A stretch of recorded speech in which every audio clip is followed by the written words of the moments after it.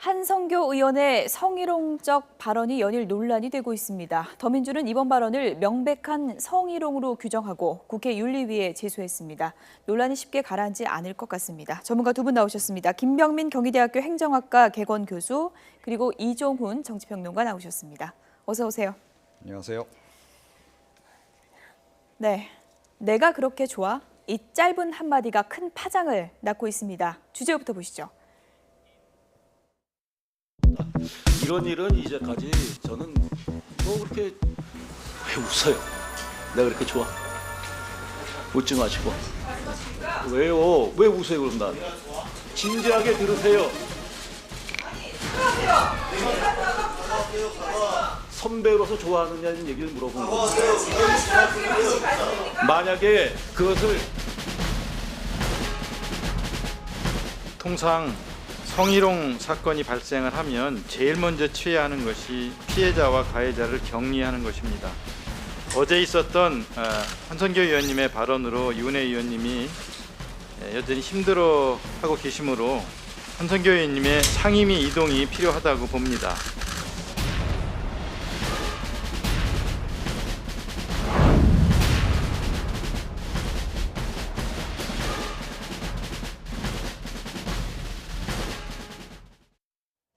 네, 파장이 커지고 있습니다. 상임위도 나가라네요. 네, 예. 실질적으로 뭔가 좀 조치가 필요할 것 같다는 생각도 들기도 합니다. 왜냐하면은 성희롱적 발언이라고 하는 경우는 결국은 받아들인 상대자, 피해자 입장에서 충분히 느끼기에 모욕적이었다고 느꼈다라면은 그 부분은 인정할 수밖에 없는 부분들인데 사실상 국정감사 기간 동안 유은혜 의원이 느꼈을 부분들을 생각한다라면 아마 한성교 의원 본인도 사과를 했지만 여기에 대한 적절한 조치가 불가피해 보인다라는 생각이 들고요. 이런 것들이 이제 야당 입장에서는 국회 차원에서 윤리위원회에 제소하겠다라고 하고 있지만 예. 현재까지 국회 윤리위원회에서 제대로 제소된 그 내용들이 징계 절차가 제대로 밟아진 경우들이 흔치 않거든요. 현재 20대 국회 들어서도 정세균 의장까지도 지금 윤리위에 회부가 돼 있으나 거기에 대한 심사가 제대로 이루어지지 않고 있는 상황이라 한성교 의원에 대해서 국회 윤리 차원에서의 징계는 좀 쉽지 않아 보이고 그렇다면 이제 한성교 의원이 사과를 했지만 상대방은 그 사과를 받아들이지 않는 상황이라면 예. 그 조치를 풀기 위해서 개인의 노력 그리고 정당의 노력들이 조금 더 필요한 상황으로 보입니다. 네, 더민주 간사가 상임위 나가라, 자리도 바꿔라 그랬는데 이렇게 되면 상임위를 바꿀 수가 있는 겁니까? 상임위야 바꿀 수 있죠. 예. 그런데 저는 일리가 있는 지적이라고 새누리당 생각합니다. 내에서 결정할 문제 아닌가요? 예, 그렇죠. 그렇긴 한데, 그러니까 이 피해자 입장에서는 그 생각을 해보세요. 그러니까 그 말을 하고 굉장히 모욕감을 느꼈는데 예. 그 당사자가 매일 회의할 때마다 앞에 마주보고 날 보고 웃고 있다. 그러니까 굉장히 기분 나쁜 일이죠. 그래서 이건 어찌됐건 굉장히 성희롱 발언이 분명하기 때문에 그에 합당한 조치를 취하는 게 맞다. 그리고 차라리 차제에 그러니까 이런 성희롱 발언과 관련해서는 이렇게 처리를 한다. 예를 들어서 상임위원회를 옮기고 자리를 옮긴다든지 이런 식의 그 일종의 국회의 새로운 선례를 좀 이렇게 만드는 것도 좀 필요하겠다. 이렇게 좀 생각이 들고요. 하여튼 이번 발언은 조금 좀 누가 보더라도 좀 심했다. 이렇게 예. 좀 생각을 하고 그렇다고 해서 야당 입장에서 가만히 있을 수는 없죠. 그러니까 윤리 제소라도 이제 안 할 수가 없는 이제 그런 상황이고 한성교 의원 오늘 보니까 아예 그 출석을 안 하셨던데 집에서 국정감사를 당하고 계시지 않겠다. 이런 생각까지 좀 드네요. 네, 오늘 더민주 최고위에서도 한성교 의원 발언을 두고 집중 공격이 쏟아졌습니다. 어떤 내용이 나왔는지 들어보시죠. 한성교 의원이 또 사고를 쳤습니다. 어제 더불어민주당 유은혜 의원에게 내가 그렇게 좋아? 이렇게 비웃었다고 합니다. 좋기는 뭐가 좋아요? 싫어요, 싫어. 정말 싫어. 우리 당 차원에서 윤리위원회에 회부하겠습니다. 제가 있었던 기업에서 한성교 의원이 말한 수준의 말을 하면 바로 의사조치에 처해집니다. 일반 직원이면 징계 절차라도 거치지만 임원이라면 바로 해직됩니다. 그 순간 바로 옷 벗고 쫓겨납니다. 선을 넘는 사람을, 그것도 상습적으로 넘는 사람을 국회의원으로 두고 살 만큼 국민이 관대하지 않습니다. 한성교 의원의 즉각적인 사퇴를 다시 한번 요구합니다. 네, 삼성 기업 문화가 정말 저런가 보죠. 글쎄요, 저 처음 알았네요. 예. 양양자 그 전 삼성전자 상무 때문에 이제 이런 일들이 이게 나왔는데 사실상 국회에서 그동안 있었던 발언들을 보게 된다면 국회가 그렇게 의원들이 보여줬던 문화 자체가 굉장히 수준 높은 문화를 보여주지 않았기 때문에 이번 선례 하나만을 갖고 굉장히 특별하게 문제제기하기는 좀 어려움이 있어 보입니다만은 네. 한성교 의원의 행위와 말 자체가 사실 이번이 처음이 아니잖아요. 그리고 이미 지난번 국회의장 그 관련해 갖고서는 경위에 대한 멱살잡이 사건 때문에 고발까지 당해서 조사가 이루어지고 있는 상황 속에서 또다시 이런 막말 발언들이 나오게 되니까 예. 여기에 대해서 한성교 의원이 이제 어떻게 더 적극적으로 본인이 할 수 있는 역할들이 없다라면 정당 차원에서라도 나서서 뭔가의 예. 조치들을 좀 취해야 되는 게 아닌가. 새누리당 내에서요. 네, 새누리당 예. 내에서 특히 앞서 얘기한 것처럼 상임위 이동이라고 하는 부분들은 한성교 의원 입장에서는 굉장히 기분이 나쁠 수 있겠으나 피해자인 이윤혜 의원이 적극적으로 요구한다라고 하면 예. 그 정도는 얼마든지 조치가 취할 수 있는 부분들이거든요. 근데 이거를 단순하게 한성교 의원 개인의 문제로 치부해버리고 예. 새누리당이 적절한 조치를 취하지 않는다라면 이 또한 국민들의 눈총을 좀 살 수 있는 부분들이 있어 예. 보입니다. 뭐 성희롱적 발언 이렇게 이제 규정을 뭐 네. 이렇게 한다고 하면 이제 한성교 의원 입장에서는 이렇게 해명을 하지 않았습니까? 대학 선후배기 때문에 이렇게 한 것이다. 편하게 한 것인데 너무 붉어진 게 아니냐. 본인은 좀 억울할 수도 있을 것 같아요. 지금 대학교에서도요 선후배 사이에 술자리에서 만약에 저런 얘기를 했다, 회식 자리에서 저런 얘기를 예. 했다, 난리 납니다. 이게 지금 사회에서 지금 문화가 어떻게 지금 바뀌고 있는지를 지금 잘 예. 몰라서 전 저런 붉어진 사고라고 두 분이 생각을 7, 해요. 8학번, 8, 1학번, 그러니까 네. 3학번 차인데 그렇죠. 이윤혜 의원을 상당히 좀 어리게 보는 분들이 많았던 것 같아요, 지금까지. 뭐 예. 동안이라서 이제 그럴 수도 있겠습니다. 근데 뭐 한성규 의원도 나름 동안이죠. 그런데 어찌 됐건 그러니까 조금 전에 이제 그 양양자 의원이 이제 삼성 기업 문화에 대해서 얘기를 했는데 삼성뿐만 아니고 요즘에 그 대기업 같은 경우에는 이 성희롱에 대해서 굉장히 철저하게 지금 대응을 지금 하고 있거든요. 예. 그리고 뭐 삼성뿐만 아니고 사회 전반적으로 지금 성희롱에 대해서는 그렇게 엄격한 그 잣대가 적용이 되고 있는 그런 상황인데 국회만 조금 좀 그 섬이다 보니 여의도가 예. 좀 동떨어져 있는 게 아닌가. 그리고 이 국회가 아직도 보면 그 남성 의원들 숫자가 굉장히 많고 사실 그동안에 여성 의원들이 별로 없었어요. 그래서 정치를 오래 하신 분들은 예. 그 여의도 좀 특유의 일종의 마초주의 같은 것들이 좀 있어요. 그래서 말을 하거나 이럴 때 남성 중심적으로 그냥 그 별 생각 없이 얘기를 하는 그런 습관들이 상당히 예. 배어 있는데 이번에도 그런 습관의 연장선에서 사실은 평상시 하던 발언 그 연장선에서 나오는 것이라서 더 문제다 예. 이렇게 생각을 합니다. 윤리위 제소된다면요. 이제 결정이 예. 어떻게 될지 제소가 이제 됐고 결정이 어떻게 될지가 관심사인데 한성교 의원이 이른바 뭐 멱살 잡는 문제로 논란이 돼서 자숙하겠다고 했는데 자숙의 기간은 좀 짧았던 것 같습니다. 네. 이번에 또 무리를 일으켰는데 앞에 무리를 일으켰던 것과 좀 합쳐져서 좀 고려가 될까요? 어떻게 될까요? 그러니까 심사가 이루어져야 예. 되는데 앞서 말씀드린 것처럼 현재 4건, 20대 국회 들어서 4건이 윤리특위에 상정이 돼 있는데 그게 이제 박지원 국민의당의 비대위원장도 걸려 있고 예. 김진태 의원 두 분이 또 이렇게 서로 간의 상호 고성에 맞제소했죠. 맞제소를 예. 했던 부분들이 있고 말씀드린 정세균 의장 그리고 한성규 의원의 건이 있지만 이 심사가 잘 안 되고 있거든요. 여기서 이제 징계 절차가 제대로 이루어지게 된다라면은 예. 실제 30일 이내 출석 정지를 시킬 수도 있고 또 제명도 시킬 수가 있습니다. 근데 이러한 내용들을 가지고 결국 국회의원 300명이 제19 감싸기란 이유 때문에 역대 국회 윤리특위에서 이러한 내용들을 갖고 30일 이내 출석 정지라 제명을 했던 선례를 찾아볼 수가 없거든요. 예. 그렇기 때문에 이번 윤리위에서도 특별한 결과가 나오기는 어려우나 제가 이제 아까 장 차원에서 얘기를 자꾸 드리는 이유 중에 하나는 예. 결국은 국회의원들은 정치인 아니겠습니까? 그러니까 정무적 정치적 판단을 가장 두려워하는 사람들이기 때문에 지난번에 우리가 그 중랑의 지역구를 둔 서영교 의원 같은 경우 이 보좌관 채용 문제로 논란이 일었을 때 윤리특위에서 징계를 받는 게 아니라 더불어민주당 자체적인 내용에서 징계를 하는 과정, 결국 출당 조치 이전에 스스로 탈당, 자진 탈당의 그 조치를 스스로 취했던 부분들이 있기 때문에 여기에 대해서도 이제 여러 가지 가능성을 두고 스스로 생각해 볼 필요가 있겠다라는 생각이 듭니다. 네. 이번 국감에서 교문위가 상당히 이제 여러 번 화제를 모고 있고 그중에서도 이윤혜 의원은 본의 아니게 질의 내용 때문에 또 여러 번 화제를 모고 있는 것 같습니다. 이윤혜 의원과 이기동 원장의 국감장에서의 질의 내용도 화제를 모은 바 있는데요. 다시 한번 보시겠습니다. 혹시 청와대로부터 혹은 교육부로부터 지시받거나 협조 요청 같은 거 받은 사항 없으십니까? 저는 목숨을 걸고 얘기하는데 이런 직책으로 얘기하는 거 없습니다. 내가 목숨을 건다고 그랬어요. 큰 소리 치실 때가 아니고요. 아니 지금 나는 나는 제가 거짓말을 질문을 못해요. 이건 목숨을 걸고 하는데 무슨 아니, 교육부나 원장님, 청와대에서 잠깐만요. 지금 이 시간은 제가 직책을 질의하는 얘기한 적이 시간입니다. 없어요. 저한테 왜 큰 소리를 치십니까? 아니 본인 일을 제일 잘하는데 아니, 유 제가 의원님이 그러니까 질문을 했잖아요. 뭘 무슨 질문해요? 나 잠깐만. 예, 제가 저 신체상에 조금 이거 이기동 원장이 시간 좀 멈춰주십시오. 앉으세요. 이리 들어와서 앉으세요. 아니 화장실 급하시다니까 시간 좀 잠깐 멈춰주세요. 다녀오셔요.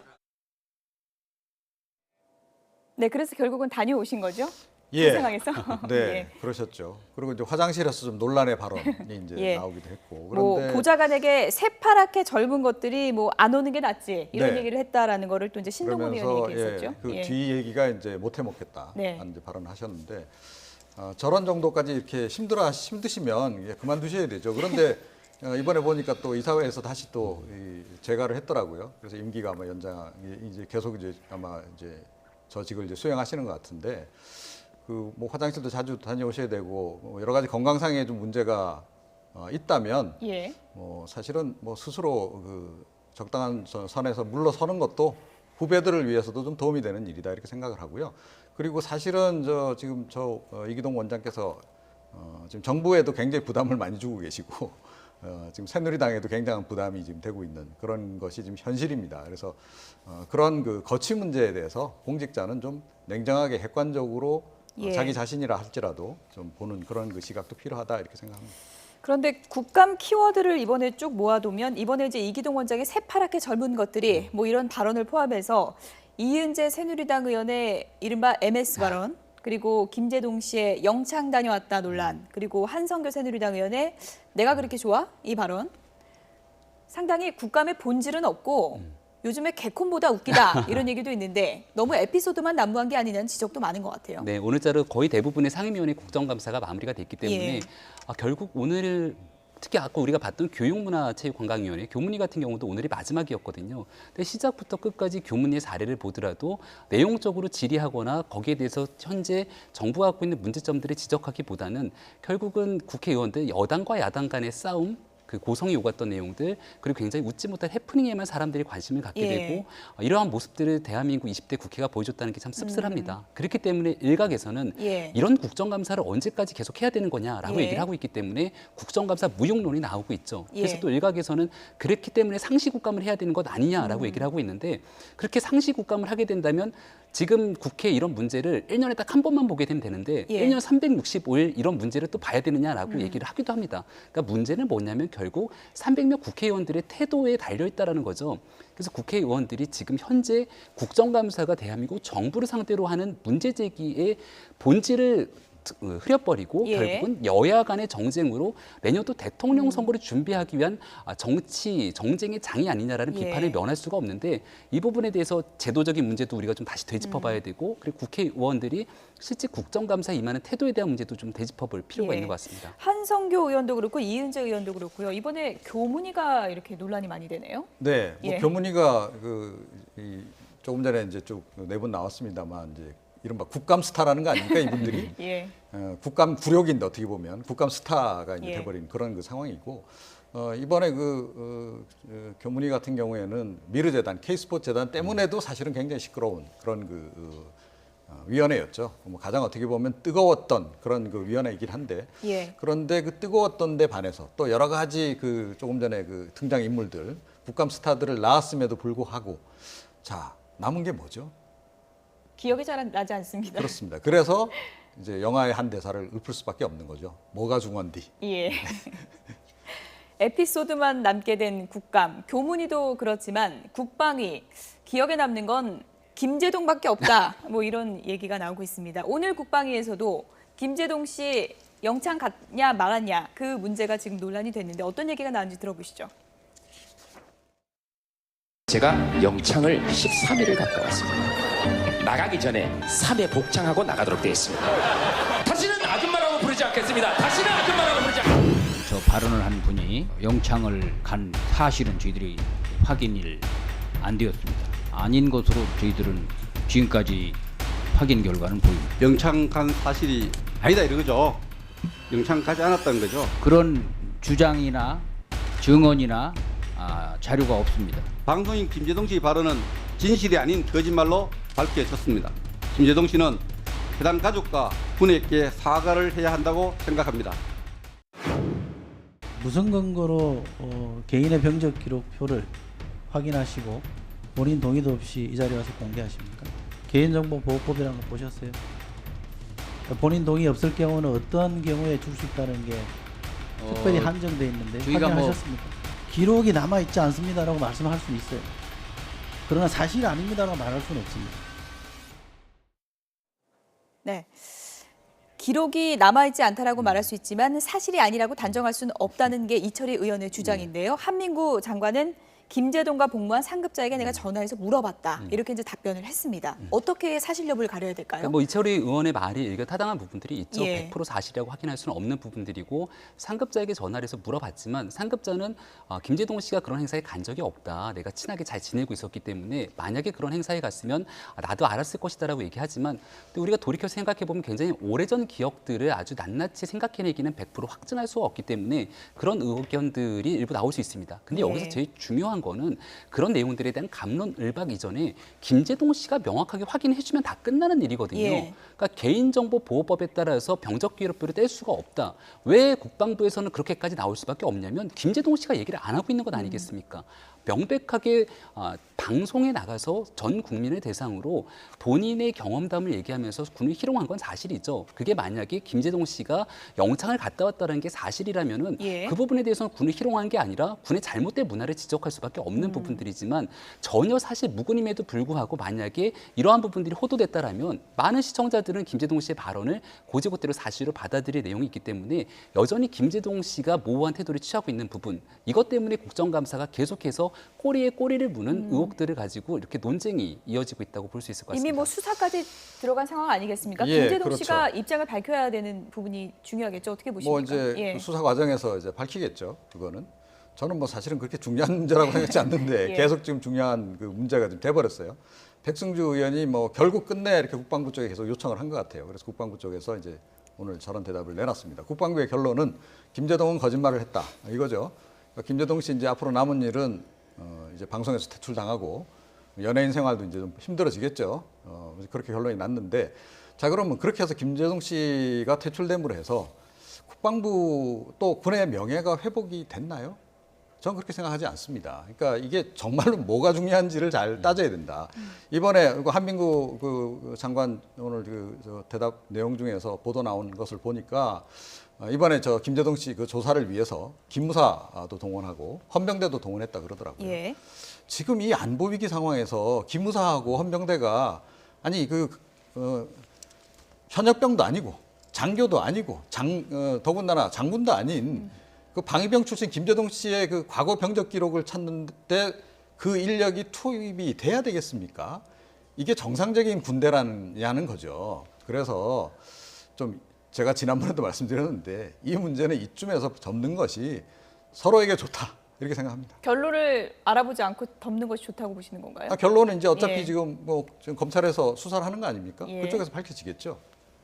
네, 검찰의 수사 결과가 밝혀지겠는데 일단 김제동 씨가 저는 논란을 더 증폭시켰던 측면이 없지 않아 있다고 보거든요. 예. 왜냐하면 국정감사에서 결국 증인 채택을 하지 않았죠. 하지 않았지만 김제동 씨가 그 부분에 대해서 계속 말씀을 드리지만 사실관계 확인하는 게 어렵지 않습니다. 그럼에도 불구하고 어떤 얘기를 하셨냐면 예. 제가 근무했던 곳에서는 영창을 군기교육대라고도 합니다. 그래서 군기교육대를 영창이라고도 합니다. 그러니까 얼핏 듣게 되면은 시청자들 입장에서는 그래 김제동 씨가 영창을 가진 않았지만 군기교육대를 갔다 왔을 확률은 높고 군기교육대를 다녀왔게 되면은 기록엔 남지 않기 때문에 김제동 씨의 말이 사실일 수도 있겠구나라고 생각할 수 있겠으나 지금 한민부 국방장관의 말에 따르면은 예. 군기교육대를 갔던 정황이나 증거조차도 찾기 어렵다라는 것 그렇죠. 아니겠습니까? 예.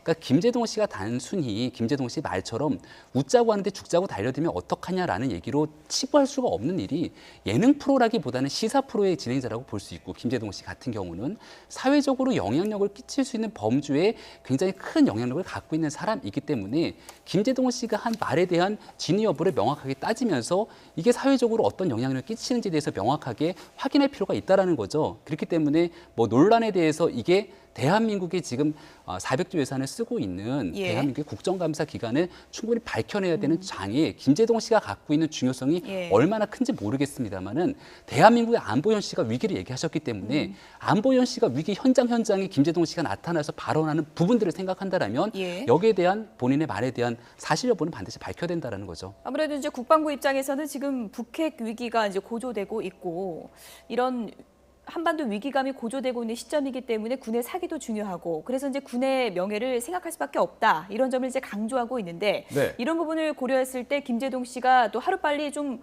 사실 여부를 확실하게 밝혀주는 게 맞는 게 아니냐는 또 여론도 있는 것 같아요. 뭐 저도 예. 개인적으로 그렇게 생각해요. 예. 그러니까 뭐 솔직하게 약간 부풀린 부분이 있으면 부풀렸다라고 얘기하고 저는 처음에 이 문제가 불거졌을 때 영창 갔을 가능성은 희박하다. 예. 그러니까 뭐 현역병도 영창 가는 일이 잘 없거든요. 그리고 더군다나 군용법으로 보내는 일은 잘 없을 뿐만 아니라 그러나 이제 과거 군대의 경우에 실제로 영창은 가지 않지만 군기교육대 같은데 저도 처음에 아마 군기교육대 좀 다녀봤을 거라고 얘기를 했어요. 군기교육대 정도의 그것도 공식적으로 군기교육대 교육훈련 시키러 보내는 게 아니고 비공식적으로 그냥 훈계 차원에서 며칠 그냥 이렇게 보낸 그런 경우들이 왕왕 있었기 때문에 예. 그런 경우일 것이다라고 제가 이제 얘기를 했는데 뭐 제가 보기에도 아마 그런 정도였을 거 가능성이 높다고 봐요. 뭐 이제 어차피 지금 이제 국방부가 김재동 씨가 거짓말했다라고 지금 이제 결론을 내린 마당에 예. 김재동 씨도 이제 뭐 진실을 이야기할 때가 됐죠. 그러니까 이야기를 하겠죠. 할 예. 거라고 저는 보는데 다시 이제 강조를 하지만 그럼에도 불구하고 이 문제를 가지고 사회적으로 논란이 되고 떠드는 거는 뭐 재미삼아 있을 수 있다라고 저는 생각을 해요. 그런데 국방부가 인력을 동원해서 그걸 조사를 하고 하는 이런 것은 너무 좀 제가 보기엔 좀 과잉이다. 그리고 김재동 씨를 저렇게 해서 이제 예를 들어서 뭐 이제 김재동 씨에 대해서 저렇게 이제 처리를 했다라고 예. 치자고요. 거짓말을 한 거를. 군의 명예가 올라가냐는 거예요. 하루아침에 군 지휘부의 명예가. 저는 그거보다는 오히려 오늘 당장 불거진 문제 있지 않습니까? K2 소총, 신형 소총 만정이 다 지금 불량품이 돼서 다시 도로 좀 환수하고 좀 보급했다 다시 환수. 이런 게 훨씬 더 군의 명예를 실추시키는 일이죠. 예. 어찌됐든 이 논란이 길어지다 보니까 진위 여부에 대한 관심도는 갈수록 더 높아지고 파장은 커지는 것 같은데요. 빨리 좀 이게 사실 여부가 가려지고 마무리가 됐으면 하는 그런 생각이 듭니다. 정치권에서 선거법 공소시효가 끝나는 13일이 지나면 비박계의 목소리가 커질 것이다. 이런 전망이 나왔는데요. 비박 잠룡들의 목소리가 확실히 커지고 있는 것 같습니다. 주제어 보시죠.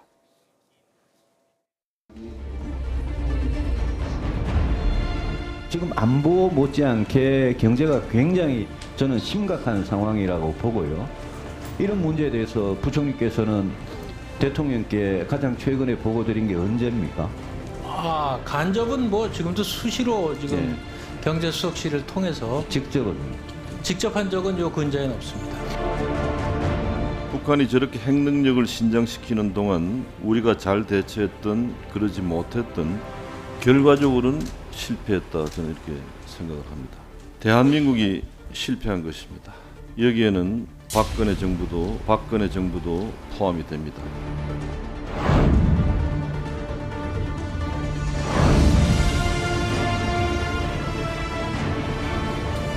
대통령이라는 권력이 딱 탄생하니까 대통령 주위에 있는 소수의 몇몇 그룹들이 권력을 독점하기 위해서 우리만 친박이고 너희는 친박 아니다 하고 우리를 밀어내기 시작했어. 그래서 나는 당대표로 있으면서 나를 갖다가 막 그렇게 치어받고 뭐 이래도 내가 병신 소리 들어가면서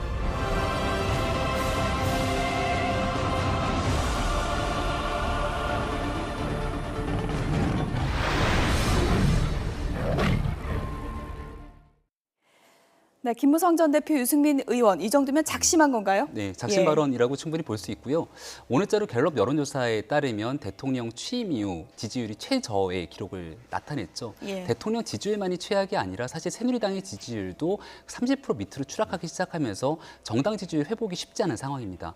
과거 4.13 총선 이전의 새누리당의 지지율을 보게 되면 40% 이상이 육박하는 지지율이 계속해서 나왔거든요. 그럼 잃어버린 15% 정도에 되는 지지율을 과연 누가 갖고 갈 것이냐에 대한 논쟁을 봤을 때 결국 비박계의 주자라고 할 수 있는 김무성 전 대표, 유승민 의원 같은 경우는 예. 사실 그 지지율을 확보해서 끌어오기 위한 여러 가지 작심 발언들을 충분히 할 수가 있는 부분들이 예. 있다. 그리고 두 번째로 뭐 김무성 전 대표의 발언들 봤지만 유승민 의원도 마찬가지고 내가 현 대통령으로 그리고 친박으로부터 내가 도움을 받은 게 아무것도 없기 때문에 나는 이 정권으로부터 얘기할 수 있는 자유로운 영혼이다라는 얘기들을 할 수가 있는 거거든요. 예. 그렇기 때문에 앞으로 남은 기간 동안에는 소위 말한 친박계에서 반기문 유엔 사무총장을 하나의 단일 후보로 내세우기 위한 전략을 계속해서 고수한다라면 이러한 예. 비박계 진영에서의 정무적 판단, 공격은 훨씬 더 가속화될 수밖에 없다 생각이 됩니다. 국감장에서 나온 비박 잠룡의 이른바 작심 발언 어떤 내용이는지 구체적으로 좀 들어보겠습니다. 지금 안보 못지않게 경제가 굉장히 저는 심각한 상황이라고 보고요. 이런 문제에 대해서 부총리께서는 대통령께 가장 최근에 보고 드린 게 언제입니까? 뭐 무슨 직접이든 형태로든지 간접이든. 간접은 뭐 지금도 수시로 지금 네. 경제수석실을 통해서 직접은요? 직접 한 적은 요 근자에는 없습니다. 대통령께서 주재를 하고 부총리께서 그거를 중심에 서서 지휘를 하는 그런 비상경제대책회의체가 저는 구성이 돼야 된다고 생각을 합니다. 북한이 저렇게 핵능력을 신장시키는 동안 우리가 잘 대처했던 그러지 못했던 결과적으로는 실패했다 저는 이렇게 생각을 합니다. 대한민국이 실패한 것입니다. 여기에는 박근혜 정부도 포함이 됩니다. 정책적 실패를 인정해야 한다고 생각을 합니다. 새누리당이시지만 지금 방금 김무성 의원님 말씀을 들어보니까 조목조목 버릴 것이 하나도 없는 겁니다. 잘 알고 계시는 겁니다. 이명박 박근혜 정부 강풍 정책 동안 북한 핵능력의 고도화를 방치시켜 놓은 겁니다. 추미애 대표가 여당 의원 칭찬하는 건 처음 들어본 것 같습니다. 예. 근데 좀 안타깝죠. 김무성 대표가 굉장히 작심 발언을 최근에 이제 많이 내놓는데 네. 지지율에 별로 변동이 없습니다. 그런데 이제 김무성 대표의 이제 전 대표의 발언과 유승민 전 원내대표의 발언은 조금 우리가 다르게 받아들일 필요가 있다라고 생각해요. 그러니까 유승민 전 원내대표는 정말로 본인이 경제 전문가로서 심각하다라고 생각하기 때문에 저 발언을 내놨을 가능성이 굉장히 높다라고 생각합니다. 자, 그래서 사실은 굉장히 저것이 의미가 있는 것이 뭐냐 하면 청와대가 이 위기 상황에서 위기 관리 시스템이 제대로 작동하고 있느냐를 지적을 한 거예요. 그러니까 박근혜 대통령이 뭐라 그랬습니까 최근에 이게 지금 굉장히 비상시국이다라고 얘기를 했단 말이에요. 핵 문제도 그렇고 경제 문제도 그렇고 경제도 안보 다 위기다라고 말씀을 했다고 전제한다면 그 실제로 위기입니다 지금. 예. 자 그러면 지금 사실은 워룸 체제가 가동이 돼야 되는 거죠. 예. 이명박 정부 시절에 글로벌 경제 위기 왔을 때 어땠습니까? 그때 그 당시에 뭐 쇼다 뭐 이런 논란도 많았지만 지하 벙커에서 비상경제 대책회의 계속 했단 말이죠. 그러니까 박근혜 대통령도 그렇게 하고 지금 장관들하고 직접 소통을 계속 하셔야 되죠. 예. 매일 하루에도 수십 번씩 사실은 그 직보를 좀 받아야 된다 이렇게 생각합니다. 네.